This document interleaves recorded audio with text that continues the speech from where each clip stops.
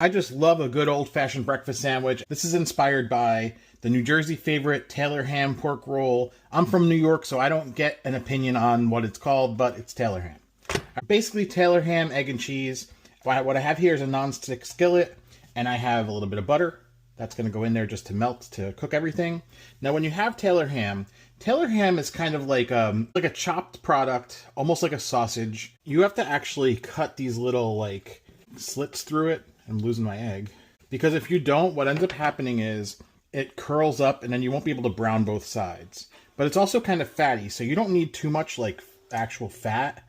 I'm going to cook everything in the same pan. And I have this nice little crusty little end of the Italian bread. You can hear that. We're going to crack our egg. Right in.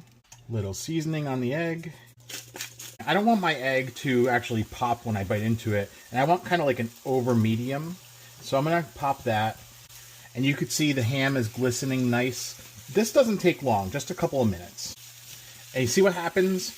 Those little slits that we made are making it so it actually stays flat when we flipped it over. So I was looking through my refrigerator, and I have Kraft singles, which would be a good cheese, but I also have this Mexican blend, which I think is going to be a little bit better on this.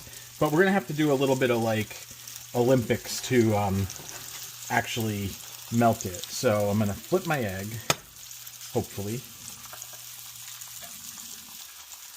Good enough. I'm going to kill my heat, actually. We'll go on with a little cheese.